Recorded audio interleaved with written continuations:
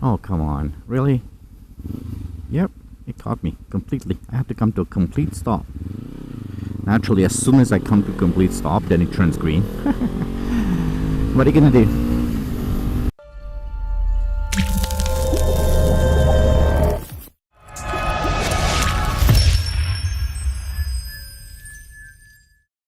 So today I'm going to talk about the 5 things that all new riders should do. So yeah, I think it's a really important topic. And the 5 things, let's start with number 5. Taking courses. To me it's a no-brainer. You should take a course if you can, because if you don't take a course, you're just missing out on a ton, and I mean a ton of information and skill that you really could use being on a motorcycle. So by taking a course, you're going to learn enough that at least when you're coming out and you're going to be out on the road on your own, you're not going to come out necessarily as an intermediate or, you know, amateur rider, I should say.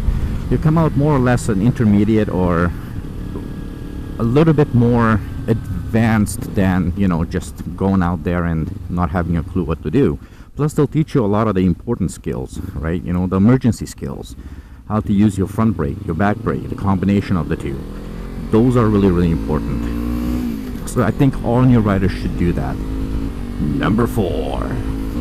I think it's important for every new rider to really develop their skills and to try and develop it in a way that is useful to them. So in other words, find your strengths, find your weaknesses, and learn from them. Just because you have a strength, it doesn't mean that it's a strength that you don't have to practice. So it doesn't matter where you're gonna go, but make sure you practice your skills. Know what you're good at, know what you're bad at, and practice it. It's really important. At least in my opinion, it's one of the more important things to do. Number 3. Number 3, I would have to say, don't be scared to ask for advice. I know a lot of the new riders don't want to ask for advice because they think they look silly, because they're asking, you know, possibly an obvious question or something that they think it should be obvious or something along those lines.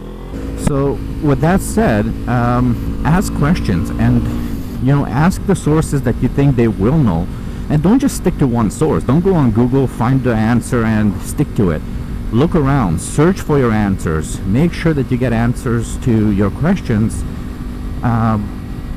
from multiple sources. And it's really important, because asking questions allows you to learn and allows you to I guess in a way use your imagination when you're on the bike. Unlike in a car, when you're on a motorcycle, you don't have somebody beside you that can make a little, you know, they can't reach over and just get you out of trouble. On a motorcycle, you make a mistake, it's just you and the bike, you know, so you have to learn a lot. Hence going back to number 4, practicing. Number 2, never be scared to take risks.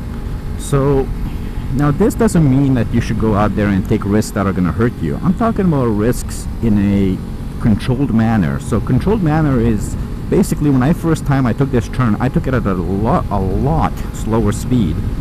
Not because I didn't think I could handle it, rather because I wanted to make sure I could handle it. And then slowly I went up on this, but I took a risk by increasing the speed.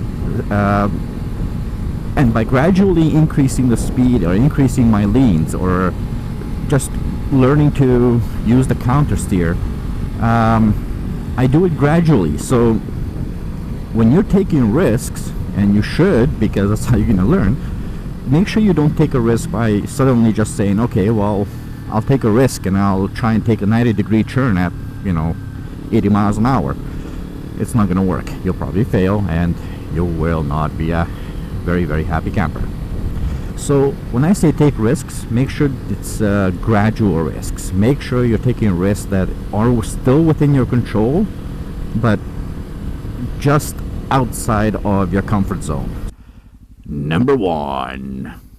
Confidence determines a lot of your actions. So if you're scared of something, even if you have the skill, if you're scared of something, more than likely it's not going to end good for you. I mean, you have to be confident in your skill, and you have to be confident in your abilities, in what you learned in your bike. You got to have confidence. I am confident enough to do all the things I do. And when I'm not confident, not 100% confident, I'm pretty sure I can handle it, but I take risks, hence I'm still learning.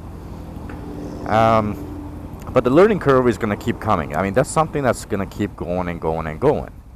But when we're talking about confidence, think of it this way.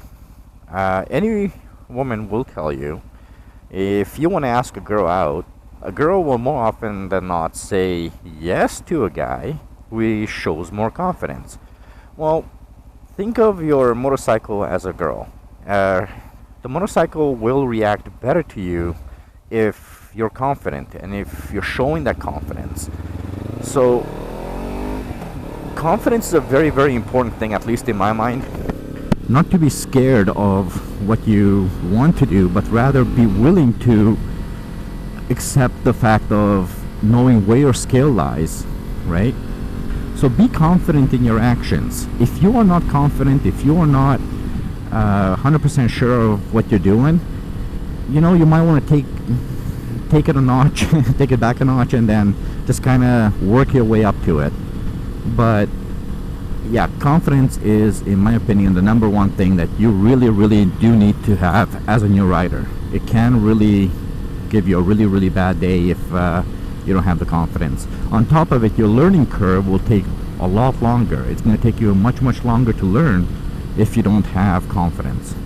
Anyway, guys, that's all I have for you guys today. Check back on my next video. I'm actually gonna go do another video for you guys because I know the weather is not going to be that good, so I'm going to make 2 videos today.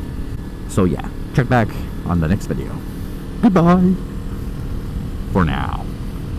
See ya.